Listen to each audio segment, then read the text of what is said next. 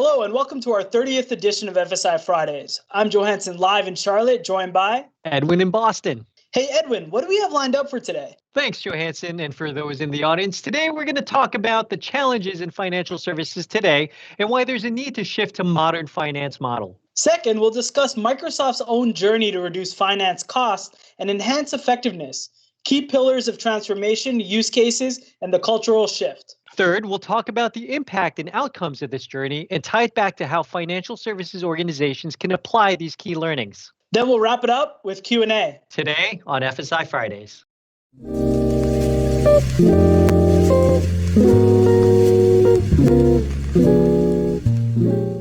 For those of you watching live or on YouTube, as a quick reminder, we'll spend around 30 minutes today on today's topic and then leave the last 10 minutes to address any burning questions. So please use the Q&A window and we'll monitor for questions during the presentation. If you're watching the recording, feel free to use the comments below to ask your questions. So let's get started and meet today's presenters. Edwin, who's our special guest this week? We are thrilled to be joined by Amol Salat and Corey Hirncherek. Let's start with you, Amol. Thanks for being on the show today. Can you let the audience know what your role at Microsoft is and what your typical day entails? We also hear you have found a way to relieve stress. Maybe it could turn into a Netflix series. Can you tell us about that as well? Yeah, sure. First of all, I'm really excited to be here talking about my favorite topic, modern finance. So I've been with Microsoft from last 2 years. I'm the director of Microsoft Solution Strategy Consulting in Microsoft Consulting. So my job is listening to our customers, understanding their challenges, converting them into solutions that will help them realize their business case. So that's my current role. Prior to Microsoft, I had been working for 20 years in the financial services industry, particularly banks and insurance companies, and both on the IT side as well as on the line of business side. In terms of what my day entails, I think it's for everyone. It's the same thing these days. It's video, right? But I try to wake up early, start early, take a few walks, and during the day, now we all are getting a lot of family time as well, so we never complain. So it's great to be working from home, working with the family, and also working for the office. So it's absolutely great. Now I don't think so I'm worthy enough for a Netflix series, but a fun fact about me that I was talking to Edwin is, I love to cook, and I love to cook when I'm stressed, right? So my family is really happy when I'm stressed. That's the irony. But again, this is something that was my hobby long back. I wanted to pursue as a career, and then we all get into making wrong decisions, and I became an engineer and then did my business, which bring me here, right? So happy to pursue that hobby again. And during this pandemic, I did it more. Doesn't mean that Microsoft has made me stressful, but happy to be here. Happy to talk about what modern finance is. We're also honored to be joined by Corey Hirncherek, Modern Finance Lead for the Office of the CFO. Corey, can you share with the audience your role at Microsoft? And we also hear you have an interesting story about your last name. Mind sharing with the audience? Of course. Yeah, great to be here. Thank you so much for inviting me. So Corey Hirncherek, I work in finance. I've been in Microsoft Finance for 13 years. And my current role is to work across all of our functional teams to coordinate this modern finance initiative for our CFO. We focus on primarily driving innovation and learning and development in our team of about 3,600 people so that we can transform our finance group. And as you called out, my name is very unusual here in the United States, certainly.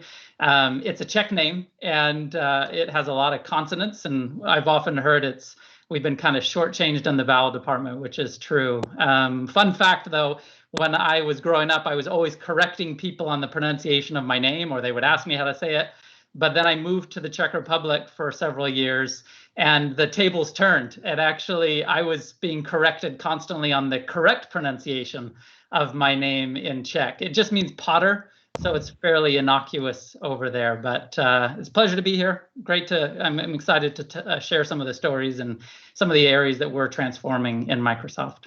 Corey, thanks for sharing that story. The last name gets butchered all the time, so I can definitely relate. And Amol, next time I meet you in person, you got to cook something for me. So absolutely.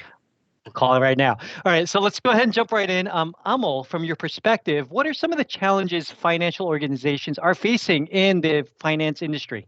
few challenges that a finance function is facing in financial services industry. These are the five, right? When we talk to the CFOs of banks and insurance companies, this is what we get is they have so much data. They have data about our past, they have data about our future. So that data is there, but they don't have the right systems or the right databases to manage the data and making sense of the data. Number two, they have a lot of tools like the ERPs and the reporting tools, but those tools are inadequate because if those tools are not gaining insights about your company, gaining insights about the market, then those are not the right tools. So that's inadequate tools is always a problem. A lot of manual and inefficient work in finance, right? Because in spite of having those tools, you really need somebody to enter data into those tools. You really need somebody to generate a report out of those tools. And finance function has always been a cost center to a bank and an insurance company. Hence, there is lack of investment, and hence there's so much of manual work. Number four is, as you all understand, financial services industry, banks and insurance companies, they are managed by so many regulations, right? So there are these SIFI regulations for large banks, and then there is this, stat reporting for insurance that puts additional pressure on this industry, finance function of these industries to perform better. And then if you want one function in your company to perform from the office, to work from the office, it's finance, because the amount of collaboration, the communication that these guys have to make to run the GLs, these guys have to make to decide about our forecasting, it's finance, right? So if they are working from home in post-COVID and pre-COVID and during COVID, it becomes very, very difficult for them. And hence, this is putting additional pressure on the finance function. Thanks, Amol. So let's double down a little bit on the costs associated to financial services, specifically related to their finances. So from a finance functions in financial services, how are they performing right now? And maybe compare that to what Microsoft is doing with respect to our peers. Oh, sure, great question. So if you look at the finance function cost over revenue of a finance function, it's actually a big cost for banks and insurance companies, because if you look at, and I have done in my past, I have also worked with the Big Four in a CFO advisory group. So we used to do a lot of benchmarking, and most of the banks and insurance companies are on the left-hand side. They spend more than 2% of their revenue on finance function cost. Now, what it means, finance function cost includes your FTEs, finance FTEs, it includes your infrastructure, your data, your ERP cost, right? And which is pretty big. If you look at the top four big banks here, we are talking about $3 to $4 billion here, right? Whereas if you look at Microsoft, on the other hand, Microsoft is performing at less than 1% of their revenue into finance cost, which is pretty good in terms of the way we go to the market, the way we are efficient, the way we are actually performing in the market, which is a pretty low cost, right? And it's very difficult to move from a 2.1 to a 0.7, yet these are baby steps that we need to take. We have also come across a big transformation. We took years to do that, and that's what we are talking about here. Amal, that's super helpful information. What are the resources and new types of roles that Microsoft is focusing on as a shift to a modern finance strategy? And what does the future hold for those looking to enter finance? Absolutely, it's a great question. So if before I even go to what roles that a finance function should be hiring in the future, what we also did in Microsoft is, if you look at our CFO, right, she's truly a business partner to our line of businesses, to our product groups. And the reason we were able to do that, we are consistently changing. We are consistently reskilling our team, right? And that's where the future of finance is going. A future of finance includes roles like, RPA manager. A future finance looks at roles like data architect or AI engineer, or something which is not there in the past. So a bank or an insurance company need to hire these roles and need to reskill their team in order to be a finance function of the future, which is a business advisor. Thanks, Amol. So I'm curious to understand how Microsoft did it. How did we go through this journey? Microsoft, the team has grown over the last 10 years, and so has our revenue. So what's the correlation to the finance functions that we have inside of Microsoft as it relates to revenue and our growth? Yeah, that's a great question. So if you look at Microsoft's business growth in last 20 years, and in fact, more particularly in last 10 years, right? In last 10 years, we grew by 145%. That's a lot of growth, right? The green line here shows how we have grown in last 10 years. But if you look at the blue bars, which is finance function FTEs in Microsoft, they have not grown. They've almost remained flat. We just grew by 15% in that team, that to hiring new kind of skill set, right? So if you look at it where we are right now, we are managing more revenue compared to last 10 years.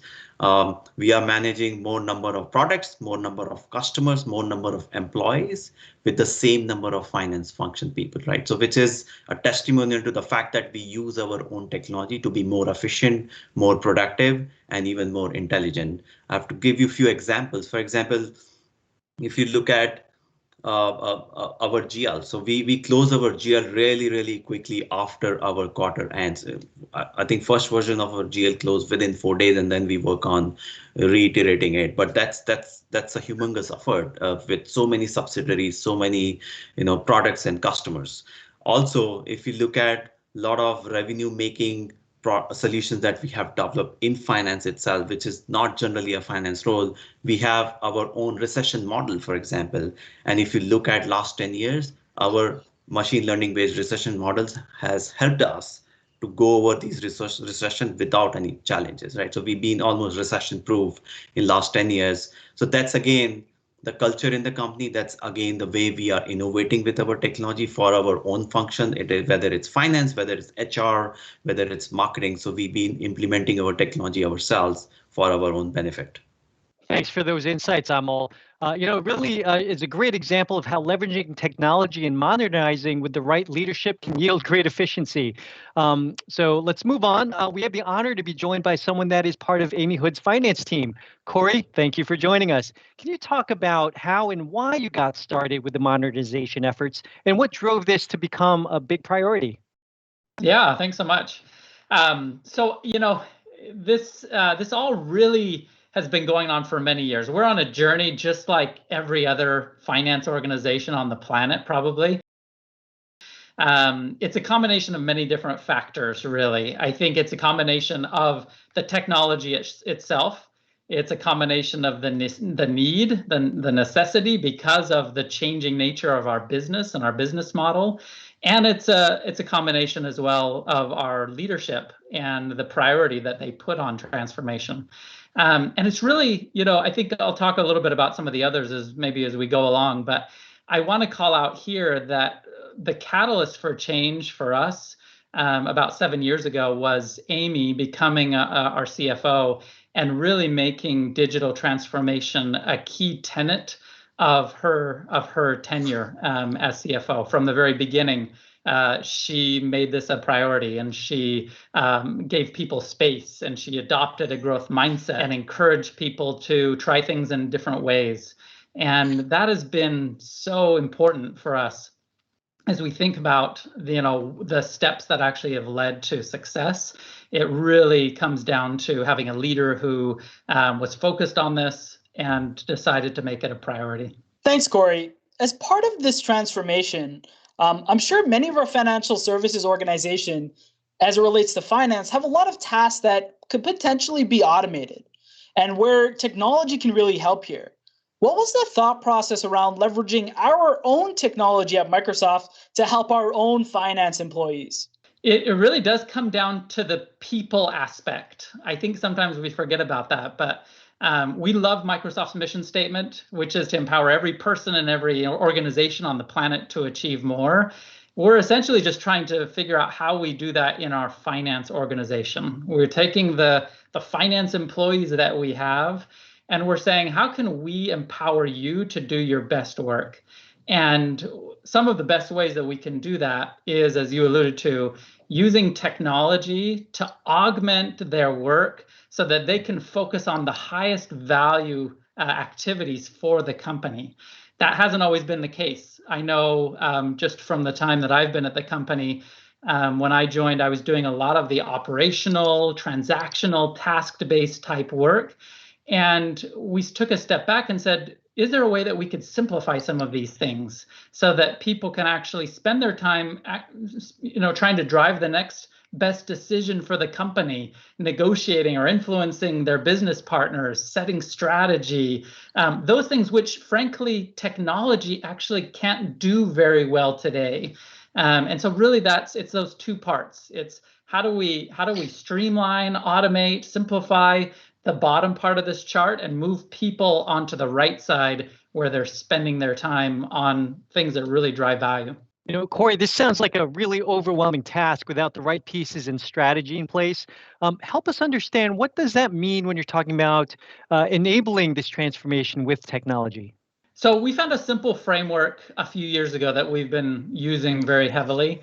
This isn't something that we made up, but this has become the heart of not only our transformation journey, but even the learning and development and the efforts to train and upskill our people. It basically all starts with data for us. We are a very data intensive function, not just a Microsoft, I'm sure, in most companies. And the data has to be accurate, it has to be secure, it has to be timely. There's all these things about the data. And so for us, we took some proactive measures to try to figure out how do we really get all that data that we need in one place. For us, that's been Azure and our Microsoft tools. Obviously, we migrated SAP to Azure. We've been migrating all of our other systems. We're now about 95% running in the cloud as an organization. And that's been great. It's actually helped us save cost. We've reduced our CapEx to almost zero. We've figured out how to really optimize OpEx, which is also lower than it was 5 years ago. So there's a little bit around our data story in particular, but then the data itself is actually useless unless you can drive some value and some action, right? And so we started this journey a few years ago by really trying to extract great business intelligence or insights out of the data, going away from our standard static Excel reports to having more interactive Power BI dashboards, for example, that are standardized for each business, and then that people can actually use and self-serve to go drive the right decisions for the company. And we started seeing the manual process decline significantly, carving out 150,000 hours a quarter, for example, in finance, because you don't have people going and connecting to their own data sources anymore and creating their own versions of the report. We've just standardized all of that. And our business partners, people even like Satya, our CEO, and others, are using this one source of truth now for all of their decision making and the action that comes out of that. So that was step one. And then step two, which we've done more recently, is once you have the data in place, it's really easy to start adding artificial intelligence on top of that to really start to streamline work. And so we started by adding machine learning a few years ago. We started in our forecasting arena, but we've expanded it into all areas of the P&L and even into areas like compliance and collections. And again, a task like forecasting, which used to take 1,000 people 3 weeks, we've eliminated a lot of that manual process down to, in some cases, 30 minutes. And the decision, the accuracy is actually much better than it was a few years ago. So we can take that action. And then finally, at the bottom, we're trying to figure out how we can proactively give people recommendations of steps or decisions that they should make with some of our AI tools like virtual agents. And then obviously automate some processes entirely. And you can kind of see the same wedge that we showed on the prior slide here on the right side. We're trying to eliminate that manual process or reduce it as much as possible and speed up time to decision making and action. So this is the basic framework, and there's obviously great technology that's fairly new that helps us do all of these. Thanks, Corey. There are a lot of these theoretical technology capabilities that you talked about here, but I know that, and you know that, we have a lot of products inside of Microsoft that can actually help solve or do these technology capabilities. So how did Microsoft leverage its own technology to really solve some of these challenges? We really try to be great corporate citizens and use our own technology to run our finance function. And so we have this Microsoft first mentality. And I will say that the technology has evolved and improved so quickly over the past few years. We often are early adopters of these tools, and we'll adopt them. Sometimes they're not fully ready. They're kind of pre-release, and we give lots of feedback to the product teams who quickly turn it around and improve it. And it's just been an amazing accelerator of our transformation, actually. We say this not as a marketing spiel, but we've actually been able to do the things that we do because of this technology. It's just gotten so good. And I would say that anything that any organization wants to do in finance is now possible with these tools. We stitch these products that you see on the page together in infinite combinations of ways to streamline processes, to host our data, to drive that proactive action for our teams. And we're really excited about many of these. Some of them are fairly established, some of them have been around a long time, and others are fairly new. We're right now kind of the hot set of products in our finance group are what we call Power Platform. You see them right in the middle of the screen. These allow citizen developers or our normal finance and accounting professionals to build their own end-to-end solutions. And we've got now many applications where people they're building their own business applications, they're building their own dashboards, they're automating workflows, and they're really being able to execute and drive some of that last mile transformation efforts. And then, of course, we've got an amazing IT organization here at Microsoft that supports us in doing a lot of the enterprise grade solutions that make Microsoft work so well. Corey, I love how you described, the citizen developers. We've done a lot of low-code, no-code Power Platform sessions in our previous episodes. So for those in the audience, definitely feel free to catch that for details. But Corey, I'm approaching 21 years at Microsoft. I've witnessed a huge transformation over the years, especially from a cultural perspective. I'm curious what was happening in the background during those years. Can you maybe lay it out all, for us and talk about some of the milestones of this journey and how much more work is there to do? It is a journey. I love how you said journey because we don't feel like we're done. But when we look back at the last few years, and as we talk to our peers from other companies, we realize that we're all probably on similar journeys and we're all in different places. For us, that journey started with getting the data right, building that kind of unified platform. We started diving into the AI capabilities with machine learning first. And we started using that for forecasting and other things. And then we evolved into other AI approaches, especially virtual agents, and started building some cool deep learning models to help us optimize collections and other things.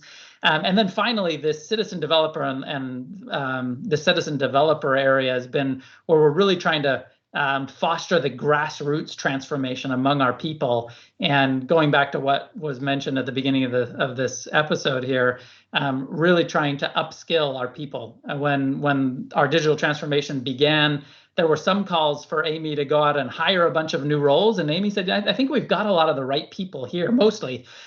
We just need to provide them with these new skills. And so we've been working on tech adoption and tech capabilities within our teams. We launched something that we call Finance Learning Paths, which provides some basic training around how do you use some of the Power Platform tools. What is Azure Machine Learning and how can you use it, or the cognitive services? And just by bringing that awareness, it fires up people's ideas and imaginations, and some of the solutions that have been developed have just been so impressive and so impactful. The great thing is that they're driving real impact for the company. And so our effort right now is just, you see the arrows continuing out to the right.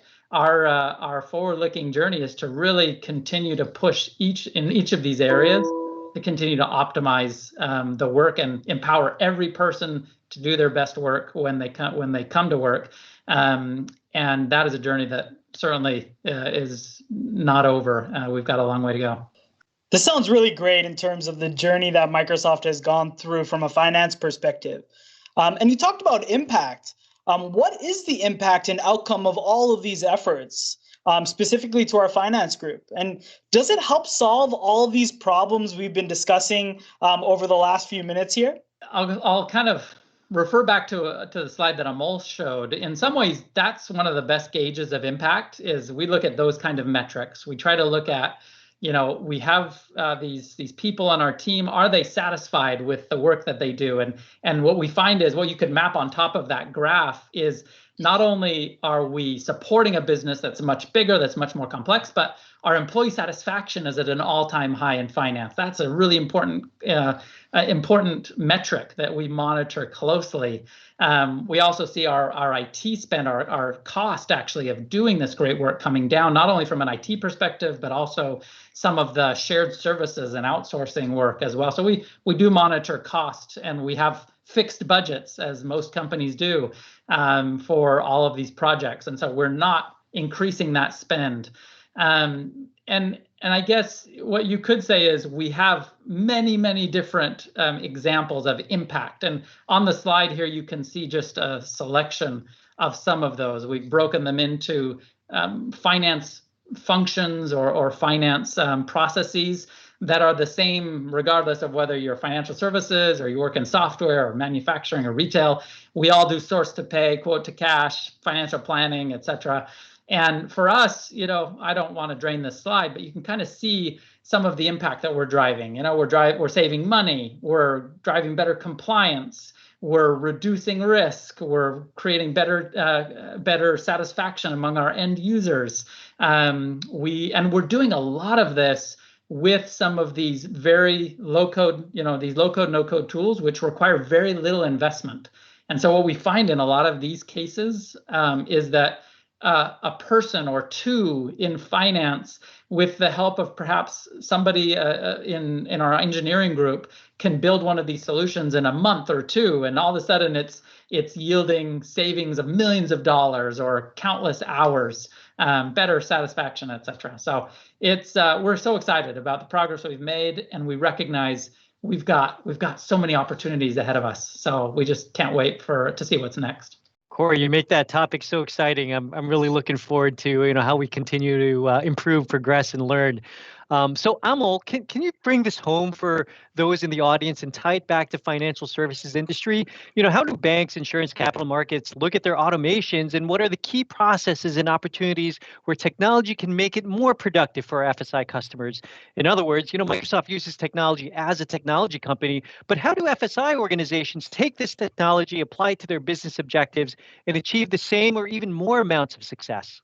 Absolutely. So if you look at a typical bank or an insurance company, and if you go and talk to their CFO and ask them, hey, how do you define your organization? They will probably talk about finance and accounting, which is the core of building a ledger. But then financial planning and analysis, which is called FP&A in some cases, and as well as financial reporting, which is reporting to the street as well as reporting internally to your management, right? So if you look at the level 2 and level 3 processes here in finance and accounting, you have record to report, you have acquire to retire, you have procure to pay, and then you have level 3 processes as well.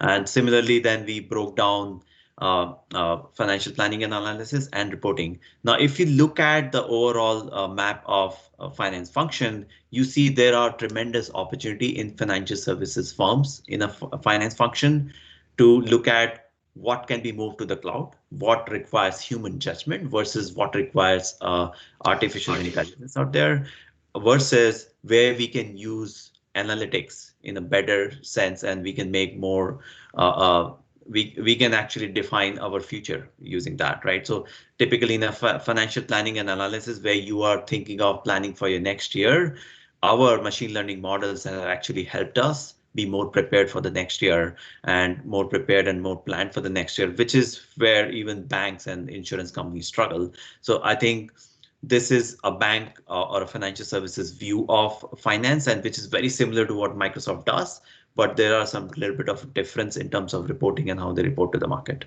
Thanks, Amol. I'm sure our audience is really excited to start working on this and really approaching their modern finance journey as well.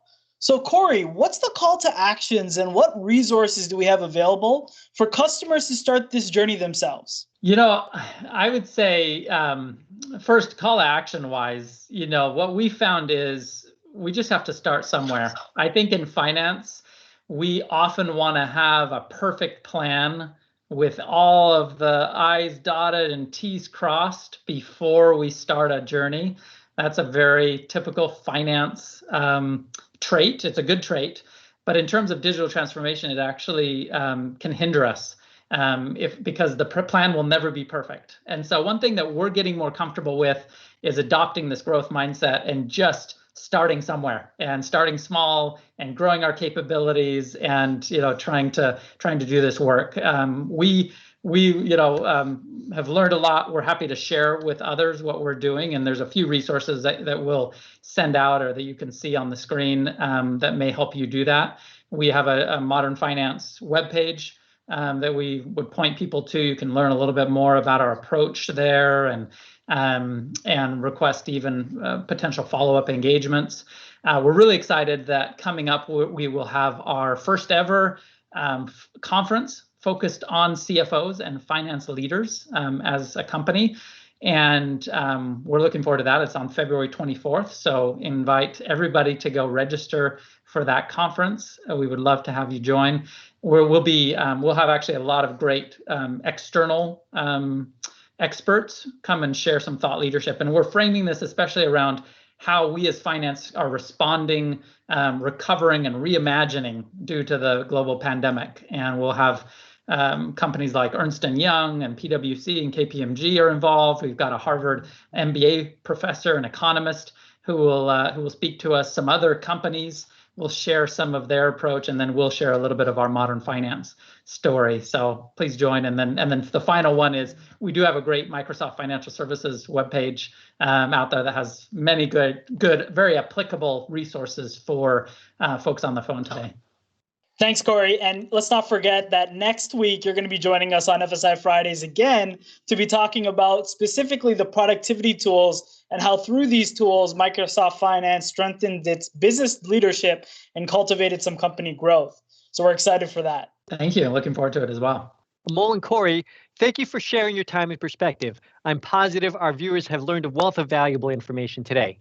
So what we learned today is the challenges faced in any financial organization and why Microsoft decided to prioritize modernizing our financial operations and shift our approach. By adopting innovative technologies, we then discussed how Microsoft's own finance department strengthened its business leadership and cultivated company growth through a more efficient and productive allocation of resources and stronger compliance. Then we discussed the impact, outcome, and results, reducing finance costs and enhanced effectiveness. Really great stuff. Thank you, Amol and Corey.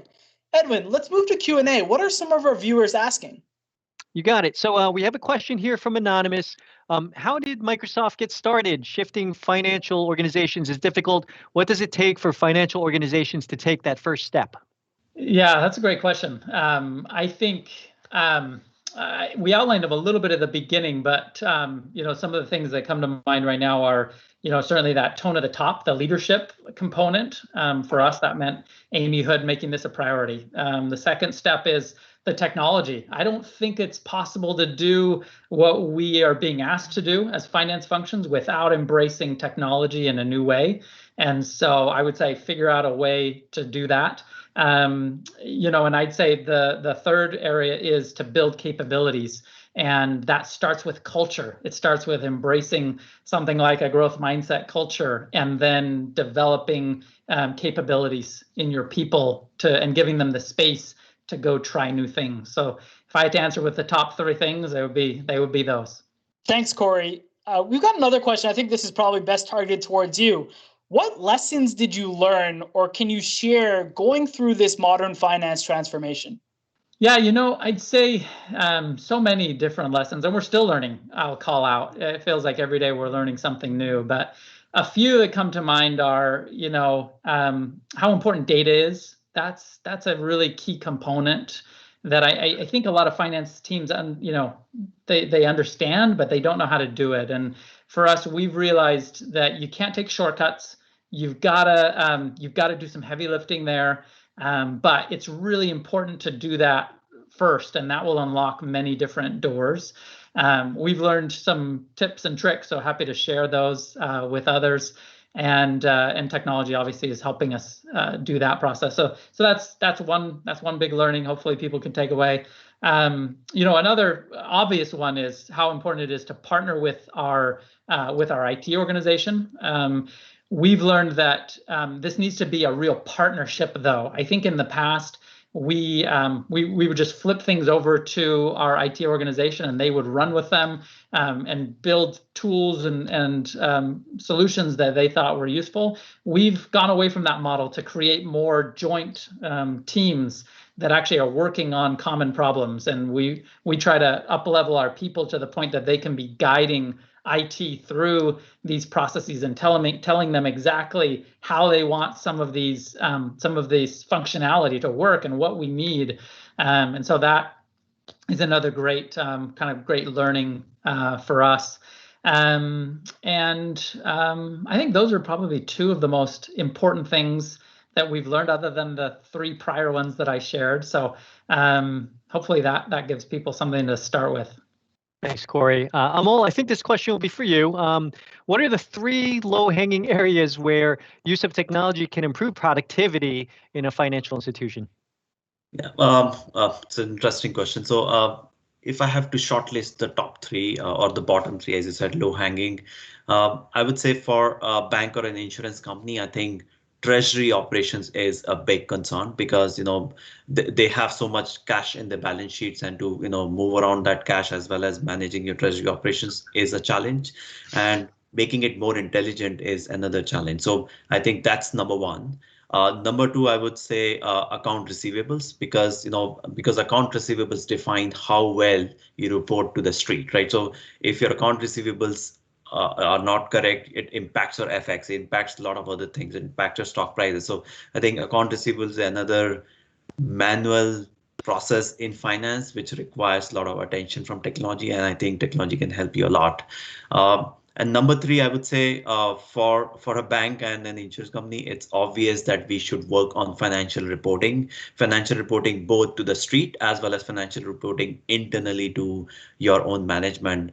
There's so many FTs and finance functions of these companies who spend their day in, day out just building presentations for their management, and that can be reduced by use of technology. So I'm very excited if you have any such challenges, and we as Modern Finance within Microsoft as well as Microsoft Consulting can join hands and help you with that, overcoming that challenge.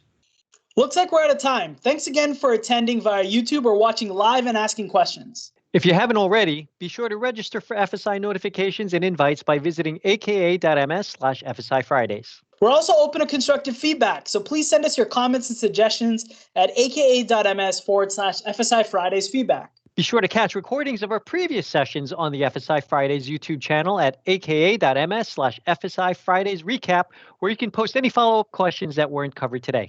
Don't forget to subscribe and like this video if you enjoyed it. So Johansson, we have such an awesome lineup for the rest of Finance February. Why don't you give the audience a preview of what's happening over the next coming weeks? Definitely. On February 12th, we're going to be joined once again by Amol and Corey to talk about the art of the possible in finance using Microsoft's productivity tools and how these tools, finance operations, strengthened its business leadership and cultivated company growth. Then on February 19, we'll have our monthly Partner Solution Showcase joined by Marcel Gordon and Dan Donovan from Shift Technology to learn more about Shift's innovative solution that leverages AI and advanced data science to help put insurers on the path to better decision making. You won't want to miss it. Thanks, and see you next time on FSI Fridays.